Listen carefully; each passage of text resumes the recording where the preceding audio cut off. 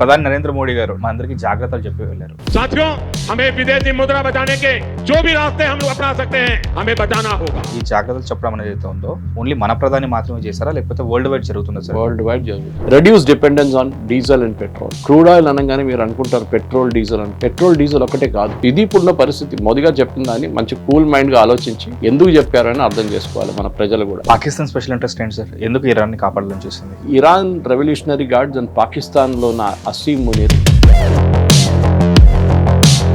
పాకిస్తాన్ ఎందుకు అడుగుతారో అర్థం కావట్లేదు. షిప్పులు తీసుకెళ్తే పాకిస్తాన్ ప్రాబ్లం ఏంటి? ఇరాన్ వాళ్ళ యురేనియం హ్యాండ్ ఓవర్ చేయరు. Do what you want. Modi గారు చెప్పిన దాని ప్రకారం దాంట్లో చాలా పెద్ద మీనింగ్ ఉంది అని మనం అర్థం చేసుకుంటే బాగుంటుంది మన దేశానికి. ఈ పరిస్థితిలో ఇజ్రాయెల్ క్లారిటీ చాలా బాగుంది, కానీ అమెరికన్ క్లారిటీ లేదు. ఇరాన్కి ఒక సూసైడ్ బాంబర్ లాగా వాళ్ళకి తెలుసు వాళ్ళు చనిపోతారని, కానీ వెళ్తూ ఒక 100 మంది తీసుకెళ్ళిపోతాం చూడండి. ఇప్పుడున్న ఇరానియన్ రెజ్యూమ్ ని కొట్టుకోవడం. టీవీ ప్రేక్షకులకు నమస్కారం, నేను మీ మహేష్. 2026 అసెంబ్లీ ఎలక్షన్స్ దృష్ట్యా మనం కొంచెం జియో పాలిటిక్స్ గురించి చర్చించుకోవడం ఆపలేదు, జస్ట్ పాజ్ చేసాం అంతే. ఎందుకంటే లోకల్ పాలిటిక్స్ గురించి కూడా మనం చర్చించుకోవడం చాలా important. At the same time ప్రధాని నరేంద్ర మోడీ గారు నిన్న హైదరాబాద్ వచ్చిన తర్వాత ఏం మాట్లాడతారో అని చెప్పేసి ఉత్కంఠతో అందరూ వెయిట్ చేస్తుంటే మా అందరికీ జాగ్రత్తలు చెప్పి వెళ్ళారు. ఆ జాగ్రత్తలు చెప్పి వెళ్ళడం వెనకాల ఉన్న ఆంతర్యం ఏంటి, అది ఎక్కడ కనెక్ట్ అవుతుంది, ఇంటర్లింక్ ఏమన్నా like Iran, Israel, America, Trump, oil prices, వీటి గురించి మనం రెగ్యులర్గా మాట్లాడుకునే జియో పాలిటిక్స్కి ఏమైనా రిలేటెడ్గా ఉందా, ఆ జాగ్రత్తల వెనకాల ఉన్న ఆంతర్యం ఏంటి అనేది తెలుసుకుందాం with senior political analyst and journalist Shri Suresh Kochal గారితో. Sir, good afternoon. నమస్కారం. I'm really excited sir. ఎక్కడో ఏదో అంటే సూక్ష్మంలో మోక్షం అన్నట్టు, ఎక్కడో ఏదో లింక్ ఉంటుంది, ఎక్కడో స్విచ్ చేస్తే ఎక్కడో లైట్ వెలుగుతుంది అన్నట్టు ఏదో ఉంది అని నాకు అనిపిస్తుంది. అది ఉంది అని చెప్పేసి మీరు కొంచెం నాకు హింట్ ఇచ్చారు ఆల్రెడీ. దాన్ని కొంచెం like you know iron man the ఉంటుంది కదా సార్, ఇలా అనగానే మొత్తం ఎక్స్పాండ్ అయితే మొత్తం like each and every molecule అలాగా అనిపిస్తుంటుంది. Will discuss about that. ఏం సార్, మోదీ గారు వచ్చారు, జాగ్రత్తలు చెప్పి వెళ్ళారు, బట్ దానికన్నా ముందు on geo politics level Trump పరిస్థితి ఏంటి, ఆ యుద్ధం వాతావరణం ఏంటి, ఎక్కడుంది? అది కూడా 10 రోజుల దాకా ఏం ఎక్సైట్మెంట్ లేకుండే. ఆయన ఒక సీజ్ ఫైర్ డిక్లేర్ చేశారు.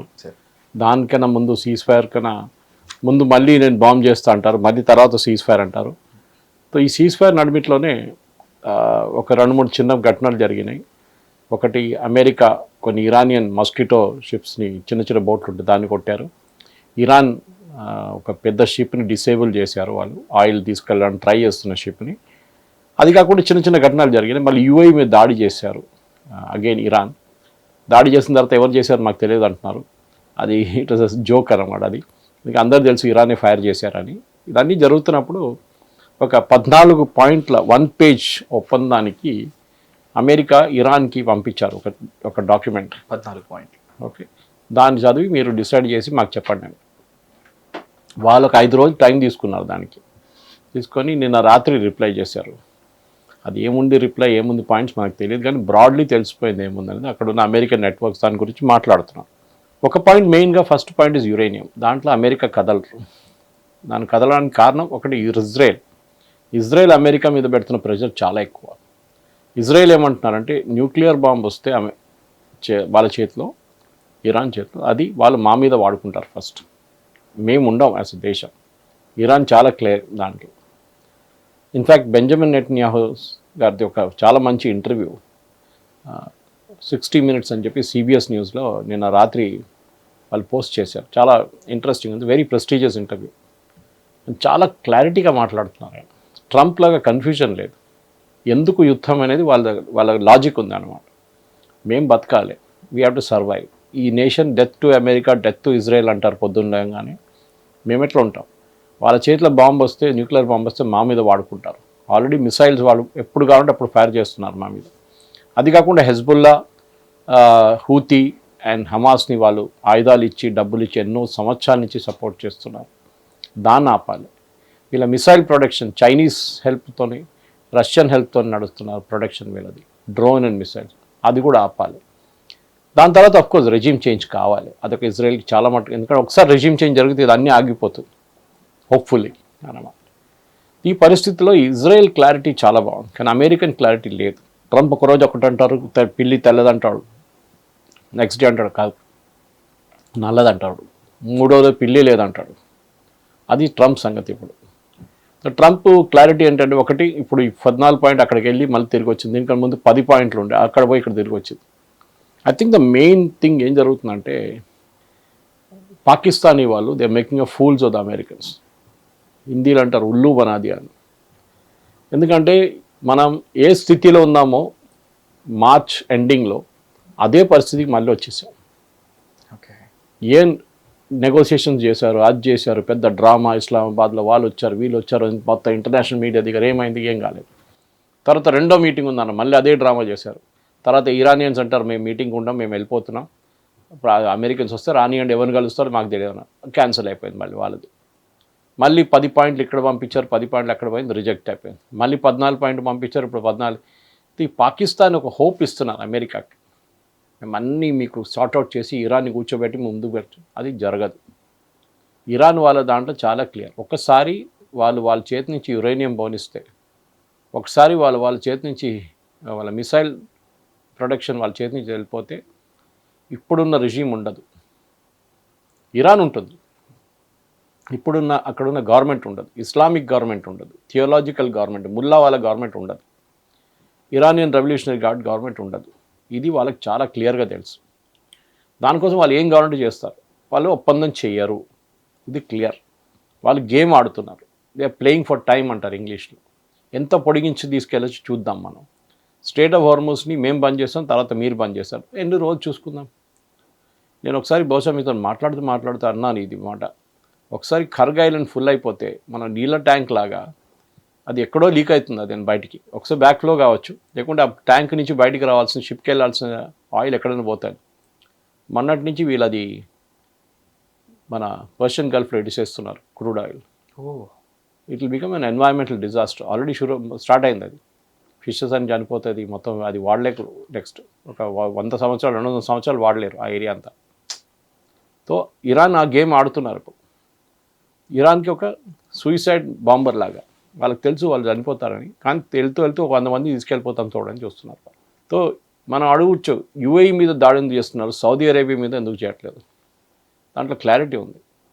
యుఏఈలో ఇజ్రాయలీస్ ఉన్నారు, వాళ్ళు అమెరికన్ బేసెస్ అంటున్నారు, కానీ వాళ్ళు టార్గెట్ చేస్తుంది ఇజ్రాయలీస్ని. వాళ్ళు ఐరన్ డోమ్ తీసుకొచ్చి అక్కడ కూర్చున్నారు, వాళ్ళే ప్రొటెక్ట్ చేస్తున్నారు వీళ్ళని, యుఏఈని. మొన్న కూడా ఫైర్ చేశారు మిసైల్, ఇరాన్ నుంచి వాడుకున్నారు, చాలా బాగా ఆడుకున్నారు. సో వాళ్ళ మీద ఉన్న కోపం యుఏఈ మీద తెచ్చుకుంటున్నారు, ఇజ్రాయెల్ మీద ఉన్నది. మీరు ఎట్లా ఇజ్రాయెల్ తెచ్చి అక్కడ పెట్టుకున్నారు? అదే టైంలో సౌదీ అరేబియా పాకిస్తాన్ తెచ్చి వాళ్ళ దగ్గర పెట్టుకున్నారు. పాకిస్తాన్ ఏమో ఇరాన్తో నెగోషియేట్ చేస్తున్నారు. ఆలోచించండి గేమ్ ఎట్లా నడుస్తుంది. పాకిస్తాన్ సౌదీ అరేబియాలో 4000 మంది సోల్జర్స్ని తీసుకొచ్చారు, 15 ఎయిర్క్రాఫ్ట్ తీసుకొచ్చి అక్కడ పార్క్ చేసుకున్నారు. మేము ఇరాన్ నుంచి వచ్చే మిసైల్స్ అడ్డుకుంటాము దానికోసం చెప్పి. కానీ ఇరాన్ సౌదీ అరేబియా మీద కొట్టట్లేదు, యుఏఈ మీద కొడుతున్నారు. ఎందుకంటే యుఏఈ సౌదీ అరేబియా రెండింటిలో గొడవ ఉంది. సొమాలి ల్యాండ్ నుంచి యమన్ దాకా గొడవ ఉంది. మన ఒపెక్ నుంచి కూడా బయటకు వచ్చేసారు యుఏఈ. సో పెద్ద పాలిటిక్స్ ఇది, విత్ ఇన్ గల్ఫ్ పెద్ద పాలిటిక్స్ ఉంది. మళ్ళీ అమెరికన్స్ బయట నుంచి వచ్చి దాన్ని ఇంకా మెస్అప్ చేసేసారు కంప్లీట్గా. సో ఇది ఇప్పుడున్న పరిస్థితి మహేష్. దీన్ని ఇప్పుడు ఎట్లా సార్ట్అవుట్ చేయాలని ఎవరికి తెలియట్లేదు. దీనికి ఒకటే సొల్యూషన్ ఇప్పుడు కనిపిస్తుంది ఏంటంటే, ఇప్పుడున్న ఇరానియన్ రెజ్యూమ్ని కొట్టుపడాలి డెఫినెట్గా. నేను బహుశా వార్ పవర్స్ యాక్ట్ గురించి వినుంటారు మీరు. 60 రోజుల్లో యుద్ధం మొదలైతే యుఎస్ కాంగ్రెస్ని నోటిఫై చేసిన తర్వాత 60 రోజుల్లో వాళ్ళ అప్రూవల్ తీసుకోవాలి, వాళ్ళ యుఎస్ కాంగ్రెస్ నుంచి, అంటే వాళ్ళ పార్లమెంట్ అనుకోండి. అది జరగదు. సో May 1st యుద్ధం అయిపోయింది. మార్కో రూబియో కూడా అనౌన్స్ చేసేసి యుద్ధం అయిపోయింది. ఇంకా ఒక ఆపరేషన్ ఫ్రీడమ్ అని చెప్పి ఏదో మొదలు పెట్టారు షిప్పులు తీసుకెళ్ళడానికి. అది కూడా 2 రోజుల తర్వాత ఆపేశారు. ఎందుకంటే పాకిస్తాన్ అడిగారని చెప్పి ప్రెసిడెంట్ ట్రంప్ చాలా క్లియర్గా చెప్పారు. పాకిస్తాన్ ఎందుకు అడుగుతారో అర్థం కావట్లేదు. షిప్పులు తీసుకెళ్తే పాకిస్తాన్ ప్రాబ్లం ఏంటి? లేదు, మళ్ళీ నెగోసియేషన్స్ నడుస్తుంది, మళ్ళీ అది ఆగిపోతుందండి. So president Trump he's literally become powerless. ఏం చేయలేకపోతున్నాడు. ఓకే, బాంబింగ్ చేయాలంటే భయపడుతున్నాడు, బాంబింగ్ చేసే జస్టిఫికేషన్ ఏం చేయలేకపోతున్నాడు. ఇప్పుడు బహుశా ఏం జరగబోతుంది అనుకోండి, నేను అంచనా ప్రకారం ఇజ్రాయలీస్ ఇరాన్ మీద మళ్ళీ దాడి చేస్తారు. ఓకే, ఎందుకంటే వాళ్ళు చాలా క్లియర్. బెంజమిన్ నెటన్యాహు ఇంటర్వ్యూలో చెప్పారు, మీరు ఒప్పందం చేసుకుంటే న్యూక్లియర్ మెటీరియల్ ఎట్లా తీసుకెళ్తారంటే మేము వెళ్ళి తీసుకుంటాం అంతే అన్నారు. ఇంటర్వ్యూర్ అడిగారు, అంత ఈజీ ఉంటుందా? ఒప్పందం లేకపోతే అప్పుడు కూడా వెళ్ళి తీసుకుంటామని. We know what to do, we know how to get it అన్నారు. ఇంకా ముందు కూడా చేశారు వాళ్ళు. ఇరాన్ది వాళ్ళ ఎలక్ట్రిసిటీ గ్రిడ్ నెట్వర్క్ది మొత్తం ప్రోగ్రామింగ్, ఇంక్లూడింగ్ వాళ్ళ న్యూక్లియర్ ప్లాంట్ది ప్రోగ్రామింగ్ అంతా సీడీలో రాసి పెట్టారు. ముందు సీడీస్ ఉండే కదా, ఒక 500-600 సీడీలు రాసి పెట్టారు. వీళ్ళు ప్రోగ్రామింగ్ అంతా పెద్ద సీక్రెట్ వాల్ట్లో పెట్టారు. ఒకరోజు ఇజ్రాయేలీ మొసాడ్ వాళ్ళు వచ్చి మొత్తం ఎత్తుకెళ్ళిపోయారు. అది వాళ్ళ నడిమిటి నుంచి తెహరాన్లో దిగి వాళ్ళ దగ్గర నుంచి మొత్తం ఎత్తుకెళ్ళిపోయారు. వీళ్ళకి తెలియలేదు. ఎప్పుడు తెలిసింది? బార్డర్ క్రాస్ చేసినాక వాళ్ళు దేవర్ రీచింగ్ ఇజ్రాయెల్. అప్పుడు వీళ్ళకి తెలిసి మా మొత్తం సీడీలు అన్నీ పోయినాయి. అక్కడ తర్వాత బెంజమిన్ నెటన్యాహు దాని ఒక ప్రెస్ కాన్ఫరెన్స్లో ఎగ్జిబిట్ చేశారు మొత్తం.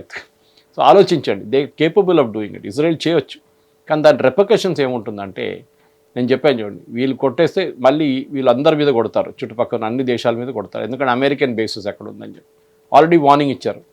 అది కాకుండా అడిషనల్ వార్నింగ్ ఒకటి ఇచ్చారు నిన్న రాత్రి. ఏంటది? ఏ దేశం మా మీద శాంక్షన్స్ పెట్టారో దాంట్లో ఫ్రాన్స్ ఉంది, జర్మనీ ఉంది, యూకే ఉంది, అందరూ ఉన్నారు, ఇంక్లూడింగ్ అమెరికా. వాళ్ళ మీద కూడా మేము దాడి చేస్తాం, వాళ్ళ షిప్పుల మీద కూడా మేము దాడి చేస్తాం స్ట్రైట్ ఆఫ్ హార్మోస్లో. ఓకే. సో ఇరాన్ ఇస్ ఉన్న ఫైట్ టు ఫినిష్. వాళ్ళకి తెలిసిపోయింది. ఇప్పుడు కాదు, ఇది 4 నెలల ముందు చేస్తే, 4 వారాల ముందు చేస్తే ఇదంతా ఈ ప్రాబ్లం లేకుంటుంటుంది. పాకిస్తాన్ ఆడిన గేమ్ ఇది, ఇరాన్ని కాపాడుకోవడం. ఇరాన్ ఎట్లన్నా దీని నుంచి బతికి బయటపడడానికి. దానికోసం మేము మాట్లాడుతున్నాం, అది తీసుకొస్తాం, ఇది తీసుకొస్తాం, అక్కడి నుంచి 10 పాయింట్లు, ఇక్కడి నుంచి 10. ఏం జరగదు. ఇరాన్ వాళ్ళ యురేనియం హ్యాండ్ ఓవర్ చేయరు. Do what you want.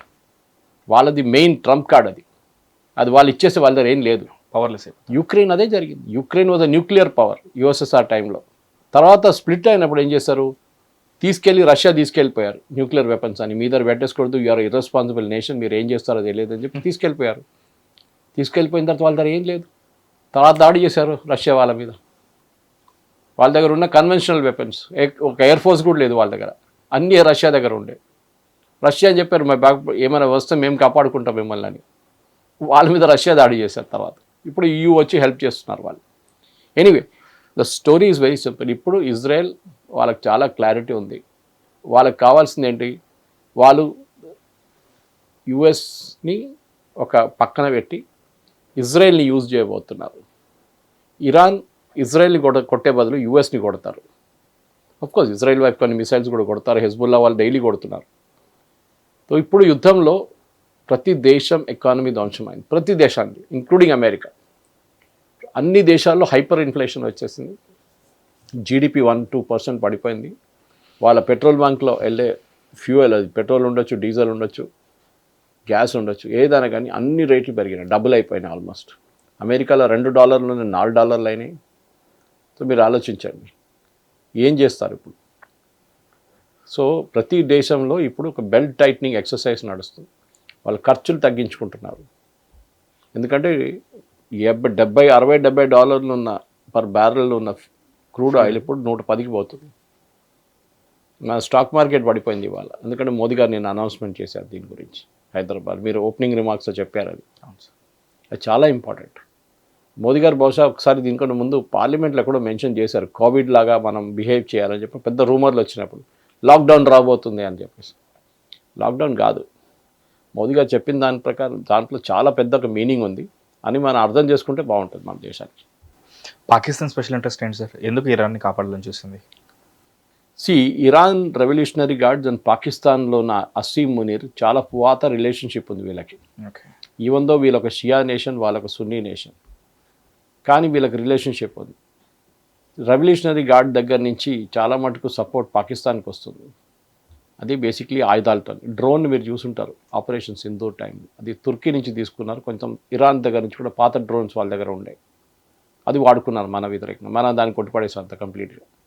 So పాకిస్తాన్కి ఏంటంటే వాళ్ళు కంప్లీట్గా ఈ ప్రాసెస్లో వాళ్ళు ఇప్పుడు దేశంలో ఒక టెర్రర్ సపోర్ట్ అని లోకంలో తెలిసిపోయినప్పుడు ఒక కొత్త ఇమేజ్ క్రియేట్ చేయడానికి అమెరికా అని చెప్పారు, మేము వెళ్ళి ఇరాన్ని పర్సువేట్ చేస్తాం, వీఆర్ వెరీ, వాళ్ళ కామన్ బార్డర్ షేర్ చేస్తారు కదా, వీఆర్ వెరీ క్లోజ్, అది మీ బోత్ ఆర్ ఇస్లామిక్ రిపబ్లిక్స్, మేము మాట్లాడుతాం, మీరు టెన్షన్ పడకండి, మేము చూసుకుంటామని చెప్పి ఆ సిమ్ముని అక్కడ తిరగడం, ఇక్కడ తిరగడం, అక్కడ వెళ్ళడం, ఇక్కడ రావడం, అన్నీ చేశాడు డ్రామా. మళ్ళీ వైట్ హౌస్కి వెళ్ళాడు.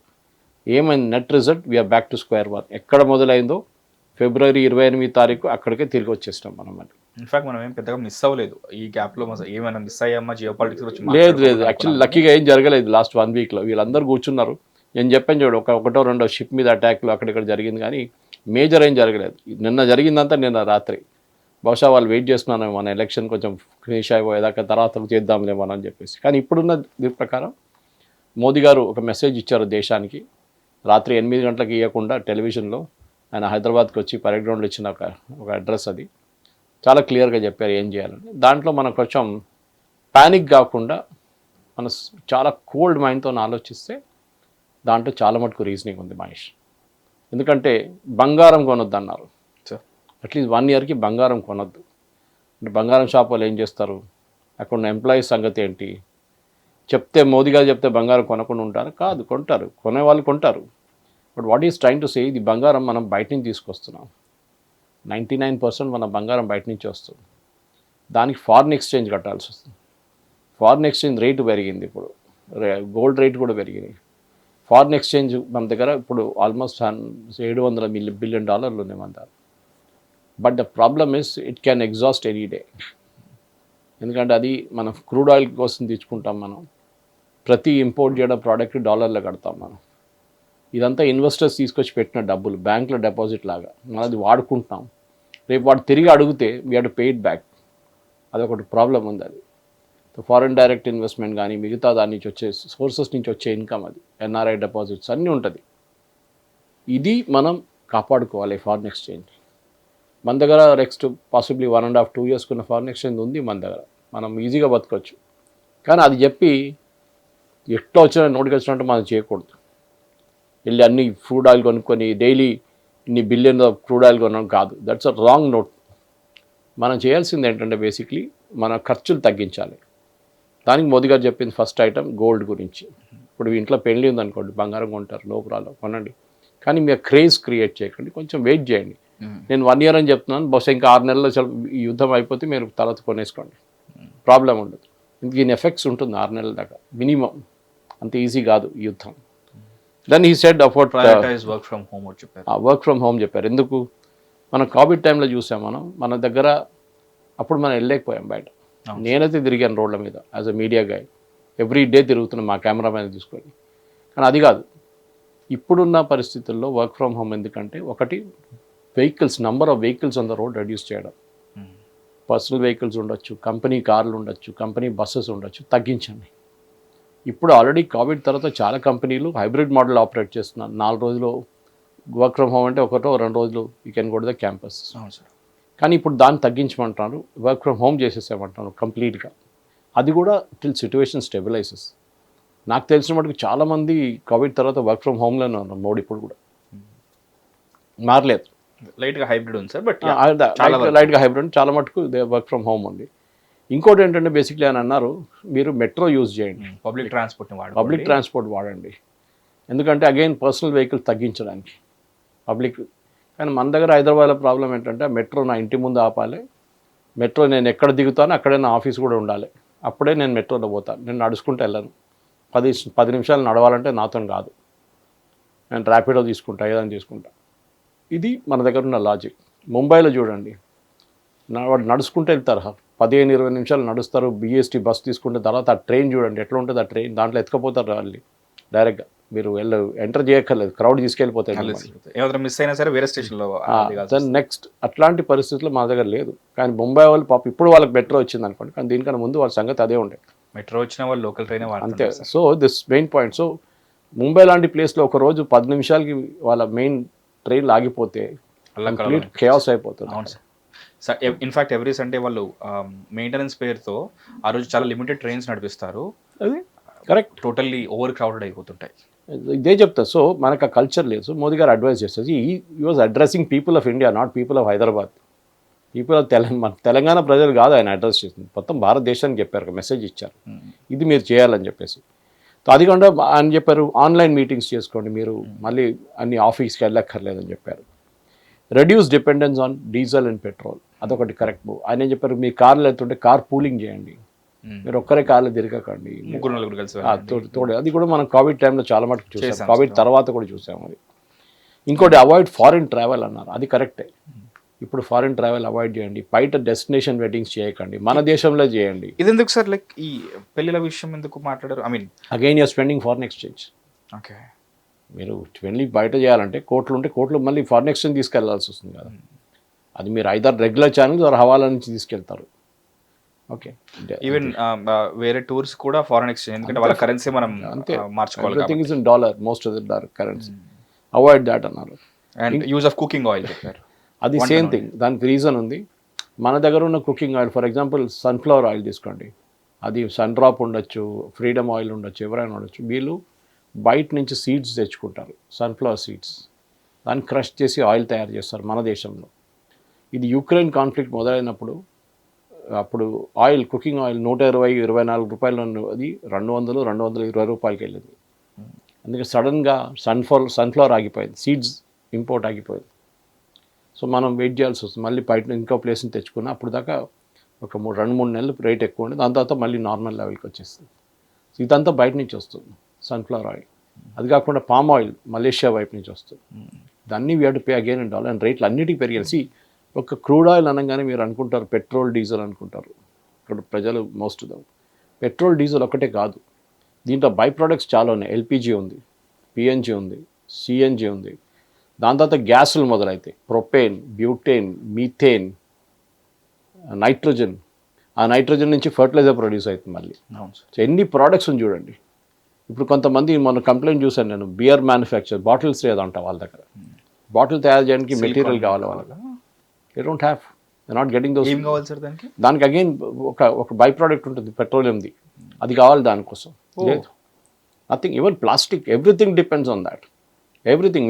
మీరు ఎంఆర్ఐ తీసుకోండి, ఎంఆర్ఐలకు వచ్చి ఆగిపోయిన దీనిలో ముందు కూడా చెప్పాను నీకు, దాంట్లో ఓకే యూజ్ చేసిన మీథేన్ లేదు, నో గ్యాస్ అవైలబుల్, ఏం చేస్తారు? తర్వాత ఇంకో సోర్స్ని తెచ్చుకోవచ్చు, కానీ రెగ్యులర్ సోర్స్ డిస్టర్బ్ అయిపోయింది. దానికోసం మోదీ గారు అన్నారు, మనం కోవిడ్లో చూసాం సప్లై చైన్స్ ఎట్లా డిస్టర్బ్ అయిందని. చిప్స్ దొరకట్లేదు మన ఆ టైంలో, కార్లో పెట్టడానికి చిప్స్ లేవు, కంప్యూటర్ చిప్స్ లేదు, ఏది దొరకట్లేదు ఆ టైంలో. బల్క్ డ్రగ్ ఇంటర్మీడియట్స్ దొరకట్లేదు, చైనా ఆపేశారు ప్రొడక్షన్. ఇదన్నీ జరిగింది. సో కోవిడ్ టైంలో మనం నేర్చుకున్న లెసన్ ఏంటంటే మన దగ్గర మనమే ప్రొడ్యూస్ చేసుకోవాలి, బయట ఒక దేశం మీద డిపెండెంట్ కాకూడదు. మోదీ గారు మళ్ళీ అదే అన్నారు, మేక్ ఇన్ ఇండియా చాలా ఇంపార్టెంట్. బట్ ఆయిల్ లాంటి ప్రోడక్ట్ మనం చేయలేం, మన దగ్గర లేదు ఆయిల్. కొంచెం ఉంది కానీ గోదావరి బేసిన్, కృష్ణా గోదావరి బేసిన్ అక్కడ ముంబై హై అంతా ఉంది, కానీ కేన్ ఇండియా రాజస్థాన్లో చేస్తున్నారు, అస్సాం వైపు దిబ్రూగఢ్లో ఉంది. కానీ most of the production is 90% మనం బయట నుంచి తెప్పించుకుంటున్నాం. ప్రత్యామ్నాయం ఇంకా చాలా ఉన్నాయి కదా సార్, గ్రౌండ్ నట్ ఉంది, కుసుములు అంటారు, అవి మన దగ్గర బాగానే పండుతాయి, రకరకాల నూనెలు ఉన్నాయి. కానీ మన ప్రొడక్షన్ తక్కువ, దానికోసం అంటుంది. దానికోసం ఇంపోర్ట్ ఉంది. ఇంపోర్ట్ లేకుండా మనం ఎంత తయారు చేసుకోమని చెప్పొచ్చు, మన ప్రాబ్లం లేదు, మీరు ఎంత ఆయిల్ అని కన్జ్యూమ్ చేసుకుంటాం. కానీ ఆయన హెల్త్ కోసం కూడా బాగుంటుంది, దీంట్లో ముందు కూడా అన్నారు మోదీ గారు, దట్ హెల్త్ కోసం బాగుంటుంది. సో ఇట్లాంటి ప్రోడక్ట్స్ మన ఫారిన్ ఎక్స్చేంజ్ మీద డిపెండెంట్ ఉన్నాం చాలా మటుకు. సో ప్లీజ్ రెడ్యూస్ ఎవ్రీథింగ్ అన్నారు. మేక్ ఇన్ ఇండియా ప్రోడక్ట్స్ వాడండి, బయట నుంచి ఉన్న ఫారిన్ ప్రోడక్ట్స్ వాడకండి. అందుకే అగైన్ మనం ఇంపోర్ట్ డాలర్ పెట్టి ఇంపోర్ట్ చేసి తీసుకొస్తున్నాం దాన్ని. కొన్ని రోజులు దిగుమతుల జోలికే వెళ్ళదు. So try and cut cost as much as possible. So అందులో భాగంగానే న్యాచురల్ ఫార్మింగ్కి షిఫ్ట్ అవ్వండి అని కూడా చెప్పారు, ఎందుకంటే ఆర్గానిక్ చెప్పారు. సో ఆర్గానిక్ అగైన్ నైట్రోజన్ నుంచి వస్తుంది. 40% ఆఫ్ వరల్డ్స్ ఫర్టిలైజర్ ఇదే గల్ఫ్ రూట్ నుంచి వస్తుంది. పర్షియన్ గల్ఫ్ నుంచి వచ్చి స్ట్రేట్ ఆఫ్ హార్మోన్స్ నుంచి, గల్ఫ్ ఆఫ్ ఒమాన్ నుంచి, ఈవెన్ యూఎస్కి వెళ్తుంది. అది 40% ఫర్టిలైజర్. ఆలోచించండి, ఒక బ్యాగ్ ఫర్టిలైజర్ ఇంత భారతదేశంలో ప్రొడ్యూస్ చేయాలంటే 3,000 రూపాయలు అవుతుంది. గవర్నమెంట్ అది రైతుకి ఇస్తున్నది 300 రూపాయలకి, 2,500 డైరెక్ట్ సబ్సిడీ గవర్నమెంట్ ఇస్తున్నారు. ఇది ఒక పొలిటికల్ డిసిషన్, ఇప్పటి నుంచి కాదు, చాలా సంవత్సరాల నుంచి. ఏ గవర్నమెంట్ వచ్చినా కానీ రైతులకు సబ్సిడైజ్ యూరియా ఇస్తారు, ఎందుకంటే ఇన్పుట్ కాస్ట్ అది వాళ్ళంతా భరించలేరు అని చెప్పి వాళ్ళు తక్కువ ఇస్తారు. వాళ్ళు సీడ్స్ కూడా అంతే. సో ఈ ఇన్పుట్ కాస్ట్లో 3,300 అమ్మితే మీరు ఆలోచన 2,700 ఎవరో కడుతున్నారు, ఎవరు? మన ప్రజలే. Tax payer money is going for that, but you can't help it. ఏమనంటే అది పెద్ద పొలిటికల్ ఇష్యూ అయిపోతుంది. You have to pay, correct. పేదోళ్ళు ఉన్న ఫార్మర్స్ వాళ్ళకి సహాయం చేయాల్సిందే, కానీ అట్లా కాదు కదా ఇది. ఇక్కడ ప్రాబ్లమ్ ఇస్ డిఫరెంట్, ఇది మనం అర్థం చేసుకోవాలి. సో ఇట్లా చాలా ఐటమ్స్ ఉన్నాయి, ప్రతి aspect of life is getting impacted. యుద్ధం ఎంత జల్లి ఆగిపోతే అంత మంచిదని మనం కూడా కోరుకుంటున్నాం, కానీ ఆగితే కూడా ఇంకొక 6 నెలలు దీని ఇంపాక్ట్ ఉంటుంది, టైం పడుతుంది. Qatar oil fields, gas fields అంతా కొట్టారు. Saudi Arabia Aramco, in fact Aramco chief నిన్న ఒక స్టేట్మెంట్ ఇచ్చారు, ఈ లాస్ట్ 6 వారాల్లో, 6 కాదు సారీ 8, 4, 10 వారాల్లో the world Hess last 1 billion barrels of oil. Move కాలేదు, ఎక్కడుందో అక్కడే ఉండిపోయింది. అంటే అమ్మలేకపోయారు సౌదీ అరేబియా లాంటి దేశాలు కూడా. 1 billion barrels for oil total. ఆలోచించి దాన్ని మల్టిప్లైడ్ బై 70 చేస్తే మీకు వచ్చేస్తుంది అమౌంట్. 70 లేకుండా 100 చేసేస్తే you will get the amount of oil that is there. అంత ఆయిల్ పోలేదు మార్కెట్కి, మా రేట్ పెరిగింది. న్యాచురల్లీ మనం ఒక్కటే దేశం రేట్ పెంచలేదు. మనం కమర్షియల్ ఎల్పిజి మీద పెంచాము, సిఎన్జి మీద పెంచాం, కానీ ఇది పెంచలేదు మనం. అది చాలా పెద్ద తప్పు. ఎక్కువ రోజులు చేస్తే the companies will go bankrupt. So ఏదో ట్యాక్సేషన్ సిస్టమ్ యూజ్ చేసి వాళ్ళని కొంచెం వాళ్ళ మీద ఉన్న భారం తగ్గించాలి. ఎక్సైజ్ డ్యూటీ ఉండొచ్చు, okay, it can be customs duty, VAT, state government VAT charge చేస్తారు, వాల్యూ యాడెడ్ ట్యాక్స్, దాన్ని తగ్గించవచ్చు. సో దట్ ప్రజల మీద కూడా రేపు ఒక 10 రోజులు 10 రూపాయలు పెంచితే, మీరు 10 రూపాయలు తగ్గిస్తే ప్రజలకు వచ్చే కాస్ట్ జీరో ఉంటుంది. ఓకే, వాళ్ళకు కాస్ట్ ఉండదు, కాస్ట్ ఇన్ఫ్లేషన్ ఉండదు, రేట్ ఇంక్రీజ్ ఉండదు. కానీ అది గవర్నమెంట్స్ చేస్తారా లేదా, లోకల్ స్టేట్ గవర్నమెంట్ చేయరు. వాళ్ళకు చాలా మటుకు డబ్బులు రెండే సోర్స్ నుంచి వస్తుంది. కోర్స్ 3 అని చెప్పొచ్చు. ఒకటి ల్యాండ్ రిజిస్ట్రేషన్, ఇంకోటి లిక్కర్, మూడోది ఇది. ఓకే, సో వాళ్ళు అగ్రీ చేయరు, యూజువల్లీ అగ్రీ చేయరు వాళ్ళు. చూద్దాం, కానీ చేసేటే మంచిగా ఉంటుంది, ప్రజలకు బాగుంటుంది, ప్రజలు దాంట్లో కొంచెం వాళ్ళకి బెనిఫిట్ ఉంటుంది. అంటే ఇప్పుడు మీరు చెప్తుంటే నాకు అర్థమవుతుంది సార్, అంటే ఒక ప్రధాని పొజిషన్లో ఉండి ప్యానిక్ క్రియేట్ చేయకూడదు. Something worse is going to happen అని చెప్పేసి చెప్తే, like there will be really chaotic. And he's very famously known for that during Covid times and demonetisation. దానికోసం రాత్రి 8 గంటలకు వస్తారంటే భయపడుతుంటారు. దాని మీద ఎన్నో సినిమాలు వచ్చాయి, ఎన్నో రెఫరెన్స్లు ఉన్నాయి, చాలా ఉన్నాయి. So something worse is going to happen అని చెప్పేసి చెప్పకుండా, ఒకవేళ అయితే మనం జాగ్రత్తగా ఉండాలి. కాబట్టి మనల్ని సంసిద్ధం చేయడానికి ఇలా ఉండండి, ఒక కొత్త లైఫ్ స్టైల్ అలా అని చెప్పేసి ఇదే మరీ కష్టమైంది కాదు. ఇది కావాలంటే కష్టతరంగా కూడా మనం అలవాటు చేయొచ్చు. ఎందుకంటే కోవిడ్ టైంలో మనకు అదే అయింది, సడన్ గా లాక్డౌన్, సడన్ గా డిమానిటైజేషన్. కరెక్ట్. ఇప్పుడు మనం అన్ని ఆల్టర్ చేసుకోవాల్సిన పరిస్థితి వచ్చింది. సో ఏవైతే ఈ గైడ్ లైన్స్ ఇచ్చారో వీటిని కొంచెం పాటించండి, సో దట్ సమయం మనం పాటించండి అని చెప్పేసి చెప్పారు కదా. అందరూ అనుకున్న ఇంకో విషయం ఏంటంటే హంటా వైరస్ ఏమైనా రాబోతుంది, దానివల్ల మళ్ళీ ప్యానిక్ రాబోతుంది. అది యాంటీవైరస్ ప్రాబ్లం లేదు, కానీ ఇక్కడ రియల్ ప్రాబ్లం ఉంది. వాట్ ఇస్ 23 రూపాయలు లాస్ట్లో అమ్ముతున్నారు ఒక లీటర్ పెట్రోల్ సార్. 28 నుంచి 32 రూపాయల్లో ఒక లీటర్ డీజిల్ లాస్ట్లో అమ్ముతున్నారు కంపెనీలు. ఎన్ని రోజులు భరిస్తారు ఇది? వాళ్ళు కూడా they are listed in the stock exchange, public sector companies, కానీ వాళ్ళు they are listed in the stock exchange. అది కాకుండా జియో, నియారా వీళ్ళు కూడా ఉన్నారు కదా, వీళ్ళ సంగతి ఏంటి? ఇది మనం అడగాలి, మనం అడగాలి ఇదంతా ఎన్ని రోజులు నడుస్తాయి ఇది అని చెప్పేసి. As long as we're dependent, అదే మోదీ గారు అన్నారు, ఎలక్ట్రిక్ కార్స్ వాడండి, start increasing the use of electric cars. Government ఇప్పుడు చూస్తున్నాం ప్రతి స్టేట్కి క్యాపిటల్లో నడిపించాను బస్సెస్, ఆర్టీసీ, వాళ్ళ ఆర్టీసీ బస్సెస్, స్టేట్ గవర్నమెంట్ బస్సెస్ని ఎలక్ట్రిక్ ఇస్తున్నారు.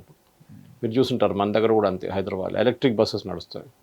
The future is that. భారతదేశం లాంటి దేశంలో ఆయిల్ డిపెండెన్స్ తగ్గించడానికి we have to use electric. మీకు గుర్తుంటుంది, ఎథనాల్ తీసుకొచ్చినప్పుడు, ఎథనాల్ బ్లెండింగ్ నడిచినప్పుడు, అంటే ఎథనాల్ అండ్ పెట్రోల్ మిక్స్ చేసినప్పుడు పెద్ద గొడవ జరిగింది. అవును సార్. ఎందుకు? ఆయిల్ లాబీ, అక్కడున్న ఒపెక్లో ఆయిల్ లాబీ ఏం చేశారు, వాళ్ళకి తెలిసిపోయింది 10% ఇండియా తగ్గిస్తే ఎంత పెద్ద వాళ్ళకి దెబ్బ అనుకోండి. ఎందుకంటే వరల్డ్ 2 లార్జెస్ట్ ఇంపోర్టర్స్ మనం, చైనా, ఇండియా అండ్ చైనా. మనం 10% తక్కువ చేస్తే మన ఆయిల్ ఇంపోర్ట్స్ ఎవరికి నష్టం? ఆరంకో లాంటి కంట్రీలో, ఖతార్లో ఉన్న ఖతార్ గ్యాస్ కంపెనీ, వాళ్ళకి నష్టం ఉంటుంది. దానికోసం దాని తర్వాత 20% చేసినప్పుడు ఇంకా పెద్ద ఇష్యూ అయిపోయింది. కార్లు ఇంజిన్ ఖరాబ్ అయిపోతుంది, లేకుంటే ఎఫిషియన్సీ తగ్గిపోతుంది, పెట్రోల్ పర్ కిలోమీటర్ తగ్గిపోతుంది. అంత పెద్ద కాన్స్పిరసీ థియరీ ఉండే. అయితే గవర్నమెంట్ ఛాలెంజ్ చేశారు, మీరు తీసుకురండి, మాకు ప్రూవ్ చేయండి అన్నారు. ఎవరు రాలేదు. సో ఈ ఎథనాల్ బ్లెండింగ్, ఇప్పుడు గడ్కరీ గారు 100% అంటున్నారు, బట్ ఐ డోంట్ థింక్ 100% చేయొచ్చు. కానీ అట్ ద సేమ్ టైం మనం ట్రై చేసేది దానికి తప్పేం లేదు. ఎందుకంటే మనం పక్కన్న దేశాలన్నీ చూడాలి, మనం సౌత్ ఈస్ట్ ఏషియా చూడండి, అందరు ప్రాబ్లంలో ఉన్నారు. ఇండోనేషియా కానీ, ఫిలిప్పీన్స్ కానీ, మలేషియా కానీ, వీళ్ళందరూ they are huge problems. Australia, New Zealand, ఎందుకు మీరు యూకే, ప్రతి చోట్ల వాళ్ళకి ఇప్పుడు యూకేలో వాళ్ళు ఏదో ట్యాక్స్ తీసేస్తా అంటున్నారు. ఈవెన్ అమెరికాలో కూడా ట్యాక్స్ తీసేస్తా అంటారు. మన దగ్గర కూడా తీయచ్చు. మన దగ్గర వ్యాట్ తీసేసి, లేకుంటే గవర్నమెంట్ ఛార్జ్ చేసే ట్యాక్స్ తగ్గిస్తే, దెన్ ఎంత పెంచినా కానీ ఆయిల్ కంపెనీస్ కొంచెం ఎక్కువ ఛార్జ్ చేసుకుంటే మనకి అట్ ద పంప్ మనకు రేట్ చేంజ్ కాదనమాట, పాత రేటే ఉంటుంది. కానీ ఎన్ని రోజులు? Again the point is that $40 Russia దగ్గర నుంచి కొన్న ఆయిల్ ఇప్పుడు మనం 110 కొంటున్నాం. చిదంబరం గారు ఒక బాండ్ ఇష్యూ చేసిన గుర్తుంటుంది మీకు, 2 లక్షల కోట్ల, అంటే 1,80,000 ఉండే, with interest 2.5 lakh crores oil bonds issue చేశారు యూపీఏ హయాంలో. ఎందుకు? అప్పుడు రేట్లు ఎక్కువ ఉండే, తక్కువ రేట్లు అమ్మడానికి, సేమ్ రేట్లు అమ్మడానికి ఆయిల్ కంపెనీస్ వచ్చి చెప్పారు, మేము అమ్మలేము ఎక్కువ రోజులు, మాకు లాస్ అయిపోతుంది, మేము బంద్ చేసేస్తాం బిజినెస్ అని చెప్పారు. ఎందుకు? వాళ్ళు డబ్బులు కావాలి కదా ఆయిల్ కొనడానికి, డబ్బులు లేవు వాళ్ళ దగ్గర, డబ్బులు రావట్లేదు, చాలా తక్కువ. సో ఏం చేస్తారు, చిదంబరం ఆయిల్ బాండ్స్ ఇష్యూ చేస్తారు. అంటే కాగితం మీద ప్రింట్ చేసి, ఇది 1,50,000 కోట్లు మీకు రావాలి, నా దగ్గర డబ్బులు లేవు, నువ్వు పేపర్ పట్టుకో, నువ్వు బ్యాంకులో వెళ్ళి డిస్కౌంట్ చేసుకో. దీన్ని డిస్కౌంటింగ్ అంటే బ్యాంక్ వెళ్తే బ్యాంక్ ఏమంటారు, వచ్చా 1.5 crores, మేము ఒక ₹1 కోటి మేము తీసుకుంటాం మా కమిషన్, మీకు 1.49 crores ఇచ్చేస్తాం, మీరు మీ అకౌంట్లో వేసేస్తాం డబ్బులు అంటారు. లైక్ క్రెడిట్ నోట్ సార్ అది? It is like LC, it's like an LC, letter of credit. So it is like you go and change it in the bank. వాళ్ళకి డబ్బులు వచ్చేసినాయి, కానీ ఎవడు కడతాడు ఈ 1,50,000 కోట్లు? బాండ్ ఇచ్చారు కదా, గవర్నమెంట్ ఇచ్చారు బాండ్, అది కట్టాలి కదా ఎవరికైనా. ఎవరి దగ్గర తీసుకున్నారు, మరి ఎవరికి ఇచ్చారో వాళ్ళకి ఇవ్వాల్సి వస్తుంది రేపు. అది in this case it has become the bank road రేపు తీసుకొచ్చి మనకి ఇస్తాడు, గవర్నమెంట్కి ఇస్తాడు. నేను 1,50,000 వాళ్ళకి ఇచ్చాను కోట్లు, ఇప్పుడు నాకు డబ్బులు కావాలంటాడు. అది Modi government over the last 7 years కట్టుకుంటూ వస్తున్నారు. ఇది చిదంబరం ఆడిన గేమ్. అప్పుడు ఆయన ఏం చేసిండు, అప్పుడు బడ్జెట్లో కూడా ప్రొవిజన్ క్రియేట్ చేయలేదు. Instead of that he just handed over the bonds to Modi government. వాళ్ళు 2014లో వచ్చినప్పుడు తీసుకోండి అని చెప్పి గిఫ్ట్ లాగా ఇచ్చేసి. ఇది మనం అర్థం చేసుకోవాలి. ఆర్టిఫిషియల్గా మనం రేట్ని ఒక లెవెల్లో ఉంచుకోవడం అని చాలా డేంజరస్. ఎందుకంటే ఈ కంపెనీలు నష్టపోతాయి. కంపెనీలు నష్టపోతే స్టాక్ ఎక్స్చేంజ్ వెళ్తారు వాళ్ళు, పబ్లిక్ సెక్టర్ కంపెనీస్ వాళ్ళు రేపు గల్ఫ్ నుంచి ఆయిల్ కొనంటే వాళ్ళ దగ్గర డబ్బులు లేవు. Because they are all independent companies. Indian Oil ఉండొచ్చు, బీపీసీఎల్ ఉండొచ్చు, హెచ్పిసిఎల్ ఉండొచ్చు, ఎవరైనా ఉండొచ్చు. ఇది పెద్ద ప్రాబ్లం. ఎనీవే, ఇది ఇప్పుడు మోదీ గారు చిన్న झटका ఇచ్చారు. చూద్దాం ప్రజలు ఎంత యాక్సెప్ట్ చేస్తారో. బంగారం కొనొద్దంటే ఎవరు బంగారం షాప్లో ఇవ్వాలి, నేను చూడలేదు, కానీ వెళ్ళి చూడాలి రష్ ఎంత ఉంది, రష్ లేదో, లేకుంటే షట్టర్ వేసేసారో చూడాలి ఒకసారి. అంటే మీరు జియో పాలిటిక్స్ కూడా చాలా క్లియర్గా ఎక్స్ప్లెయిన్ చేస్తుంటారు కాబట్టి ఈ స్టెప్ ఏదైతే తీసుకున్నారో, ఈ జాగ్రత్తలు చెప్పడం అనేది అయితే ఉందో ఓన్లీ మన ప్రధాని మాత్రమే చేశారా, లేకపోతే వరల్డ్ వైడ్ జరుగుతుందా సార్? వరల్డ్ వైడ్ జరుగుతుంది. ఓకే, వరల్డ్ వైడ్ జరుగుతుంది. శ్రీలంకలో నేను చెప్పాను దీనికన్నా ముందు కూడా 5 లీటర్లు 2-వీలర్కి పర్ వీక్, కార్కి 15 లీటర్లు అంతే. అవును, అక్కడ సబ్సిడీ అందరు చేస్తే ఆలోచించండి. సబ్సిడీ కాదు, that is all is available. లాగా రేషన్ చేసిస్తారు ప్రతి దాని. ఇండోనేషియా రేషనింగ్ నడుస్తుంది, ఫిలిపీన్స్ రేషనింగ్, మలేషియా రేషనింగ్, అందరు రేషనింగ్లో ఉన్నారు. ఎవరు ఫుల్ క్వాంటిటీ ఇవ్వలేదు. ఇప్పుడు మీరు మన దగ్గర వెళ్ళి ఫుల్ ట్యాంక్ కొట్టరా అంటే ఫుల్ ట్యాంక్ కొడతాడు సార్. ఫుల్ ట్యాంక్ ఏంటి సార్, వాడు మరి దారుణం సార్. మన దగ్గర క్యాన్ తీసుకెళ్తారు. క్యాన్స్ కూడా కాదు సార్, ఈ లైక్ మన ఇంటి పైన పెట్టుకునే ట్యాంకర్స్ ఉంటాయి కదా సార్, దాంట్లో నింపుకొని తీసుకెళ్తారు. సింటెక్స్ దారుణం అది లైక్ ఏం చేసుకుంటారని అనిపించింది. అండ్ అది డేంజరస్ కూడా కదా సార్, చాలా డేంజరస్, చాలా డేంజరస్. ఇవ్వకూడదు, as per rule it is not allowed. Anyway, ఇప్పుడు గవర్నమెంట్ అదే అంటున్నారు. ఇప్పుడు చూద్దాం, ఇది మనం ఒక ఛాలెంజ్ లాగా తీసుకొని, మోదీ గారు అదే అన్నారు, ఛాలెంజ్ లాగా తీసుకొని మనం ఫేస్ చేయాలి. ఎట్లా కోవిడ్ని ఫేస్ చేసామో అదే స్పిరిట్తో మనం ఇది కూడా ఫేస్ చేయాలి. యుద్ధం ఇవాళ రేపు ఆగిపోతే కూడా మనకు ఒక లెసన్ లాగా ఉండాలి. ప్రతి క్రైసిస్ ఒక ఆపర్చునిటీ క్రియేట్ చేస్తుంది. డిమానిటైజేషన్, డిజిటల్ కరెన్సీ తీసుకొచ్చి, ఓకే, గూగుల్ పే కానీ ఫోన్పే కానీ అన్నీ వచ్చినాయి. డిమానిటైజేషన్ తర్వాత కరెన్సీ లేదు, ఏటీఎంలో డబ్బులు లేవు. గవర్నమెంట్ మనం ఎంత ఇబ్బంది పడ్డాను సార్, నేను మీకు ఇచ్చి. సో గవర్నమెంట్ ఇదే చేస్తారు. సో డిజిటల్కి వచ్చేసాం అనమాట. సో ఇప్పుడు చూడండి, కూరగాయల దగ్గర వెళ్తే ఎవరైనా 10 రూపాయలు కూడా ఇప్పుడు గూగుల్ పే చేస్తారు. దగ్గర క్యూఆర్ కోడ్ ఉంది. సో ఆ క్రైసిస్ వచ్చింది ఆ టైంలో. ఇప్పుడు ఒక క్రైసిస్ వచ్చింది. Electrification is the solution. Yes, Indian Railways వాళ్ళ మొత్తం రూట్ని ఎలక్ట్రిఫై చేశారు. ఎట్లా చేశారు? ఒక థ్రెట్ వచ్చింది వాళ్ళకి. ఇట్లా వాళ్ళ బిల్స్ చాలా మటుకు ఎక్కువైంది డీజిల్ది. ఏం చేయాలి సొల్యూషన్? సోలార్ నుంచి ఎలక్ట్రిసిటీ. చాలా మటుకు సోలార్ పెట్టారు రైల్వేస్ కూడా. Cochin airport is totally electrified with solar completely. Cochin airport వాళ్ళు గ్రిడ్కి ఇస్తారు ఉల్టా. That is also there. Because unused electricity మీరు పెట్టుకోలేరు కదా. మీరు ఎంత బ్యాటరీ ఫుల్ అప్ అయిన తర్వాత మీరు గ్రిడ్కి ఇచ్చేస్తారు. It's like overflowing water, overflowing అంతే. ఆయిల్ అది కూడా. సో ఇది ఇప్పుడున్న పరిస్థితి. మోదీ గారు చెప్పిన దాన్ని మంచి కూల్ మైండ్గా ఆలోచించి ఎందుకు చెప్పారని అర్థం చేసుకోవాలి మన ప్రజలు కూడా. ప్యానిక్ కాకూడదు, కానీ అట్ ద సేమ్ టైం అర్థం చేసుకోండి. నాకు ఇంటర్నేషనల్ దానికి సంబంధం లేదు, ట్రంప్ బాంబ్ వేస్తే నేనేం చేసుకుంటా, నాకేం ప్రాబ్లం లేదని కాదు ప్రాబ్లం. ప్రతి ఇంటర్నేషనల్ యాక్షన్ మనకి డొమెస్టిక్లో కూడా ఇంపాక్ట్ అవుతుంది. నేను ఎగ్జాంపుల్ ఇచ్చాను, బాటిల్ కూడా దొరకట్లేదు. ఇప్పుడు బాటిల్ తయారు చేయడానికి సిలికా కూడా లేదు ఇప్పుడు మన దగ్గర అంటున్నారు. అదే ఎక్కడో స్విచ్ చేస్తే ఎక్కడో బల్బ్ వెలిగినట్టు. అండ్ ఈ ఎంటైర్ జియో పాలిటిక్స్ని కూడా మనం లైక్ ఆన్ బిగ్గర్ పిక్చర్ అక్కడ జరుగుతుంటే దానికి బ్యాక్గ్రౌండ్లో ఒక స్టోరీ నడుస్తున్నట్టు మనకి ఇక్కడ ఎఫెక్ట్ పడుతుంది. అది ఒక దేశ ప్రధాని వచ్చి మనకి హెడ్సప్ ఇచ్చినప్పుడు దాన్ని కొంచెం మనం కన్సిడర్ చేయాలి. కన్సిడర్ చేసినా చేయడం పక్కన పెడితే అట్లీస్ట్ వినాలి, మనం కరెక్ట్ వినాలి. సో ఒకసారి ఇరాన్ వైపు వెళ్దాం సార్. మేము పోయినా పర్లేదు, మాతో పాటు కొందరని తీసుకెళ్తాం అనే పొజిషన్లో వాళ్ళు ఉన్నారు. అండ్ మనం లాస్ట్ టైం జియో పాలిటిక్స్ గురించి మాట్లాడుకున్న సిచ్యువేషన్లో వాళ్ళ దగ్గర చాలా వరకు తక్కువ ఆయుధాలు ఉన్నాయి. వాటిని చాలా లిమిటెడ్గా, చాలా టాక్టికల్గా అండ్ క్యాల్కులేటెడ్గా యూజ్ చేయాల్సిన పరిస్థితి ఉంది. సడన్గా వాళ్ళకి ఇంత ధైర్యం ఎలా వచ్చింది ఇప్పుడు? ఎందుకంటే వాళ్ళకి 14 పాయింట్స్తో ఉన్న ఏదైతే ఆ లెటర్ పంపించారో టోటలీ అన్యాక్సెప్టబుల్ అని చెప్పేసి ట్రంప్ కొట్టిపడేశాడు. అది ఎప్పుడైనా దీపం లాస్ట్లో ఆరిపోయే దీపానికి వెలుగుకుంటుంది. అదే సంగతి ఇది కూడా. వాళ్ళు ఎక్కువ రోజు చేయలేరు. వాళ్ళ దగ్గర ఉన్న ఆయుధాలు చాలా తక్కువ. అది రేషనింగ్ చేస్తున్నారు వాళ్ళు కూడా ఇప్పుడు. తో యుఎస్ కొట్టడం మొదలు పెడితే, ఇజ్రాయెల్ కొట్టడం మొదలు పెడితే వాళ్ళు విపరీతంగా వాడుకుంటారు. దాని తర్వాత క్లోజ్ అయిపోతారు. ఏదో ఒక స్టేజ్కి వచ్చిన తర్వాత అది వారమో 10 రోజులు కూడా ఉండొచ్చు. దానికి తట్టుకోవడానికి ఒక కెపాసిటీ ఉండాలి. గల్ఫ్ నేషన్స్కి. ఒకసారి అది వచ్చేస్తే then I think strait of Hormuz open చేస్తే లోకంలో ఎక్కడైనా ఆయిల్ ప్రైసెస్ పడిపోతుంది, చాలా పెద్ద టెన్షన్ అయిపోతుంది. అది మెయిన్ ప్రాబ్లం నా.